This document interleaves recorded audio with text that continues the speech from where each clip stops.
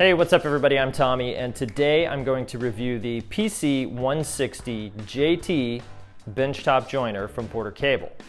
So this thing runs about $270 and can easily be found on Amazon or even at Lowe's. It has a 2-knife cutter head, a table that's a little over 6 inches wide by about 30 inches long, and a fence that's 4 1/4 inches tall by about 20 inches long. The variable speed cutter head ranges from 6,000 RPMs up to 11,000 RPMs. And the depth of cut goes up to 1/8 of an inch. It has a cutter head lock to help with installing new blades, a 2.5-inch dust collection port, and the maximum board width that can be cut is 6 inches. And the maximum length of a board you can cut is debatable. I'm actually intending on building some in-feed and out-feed extension tables for it to help me joint boards that are a little bit longer. In the box, you get the jointer, all the components you need to set up the fence, and a couple of push grips. The push grips that came with the jointer are actually not that bad, but I'm probably going to wind up making some push blocks for myself. Setup was not too bad. The first thing you're going to want to do is clean all of the oil off of it with some mineral spirits. The cutter head guard was already installed on my version, but I did have to install the cutter head lock, the dust port, and the fence. Out of the box, the tables were coplanar within about 0.02 of an inch over a distance of about 12 inches. And that's excellent for a jointer in this price range. The blades were set just right across their entire length. The fence, on the other hand, was not perfectly 90 degrees to the table, and it took some fiddling to get it set just right. I'll post a separate video showing you how I adjusted the fence. To use the jointer, loosen the in-feed table's locking mechanism, adjust the in-feed table's height to create your desired depth of cut, and then retighten the in-feed table's locking mechanism. Set the speed of the cutter head as desired and switch the machine on.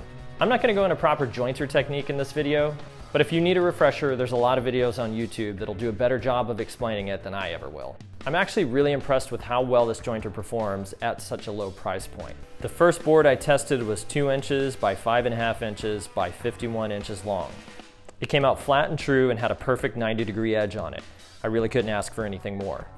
And for dust collection, even my small and cheap Harbor Freight shop vac was able to easily collect all the chips. The longest board I've had success jointing on this machine was about 60 inches long. But anything longer than that, and I think I'm going to need those in-feed and out-feed table extensions I was talking about. The biggest pro for this machine is how inexpensive it is. At $270, the performance you're getting out of this little machine is really great. It's not perfect, but again, for $270, you're really getting a lot for your money. There are some drawbacks to this jointer as well.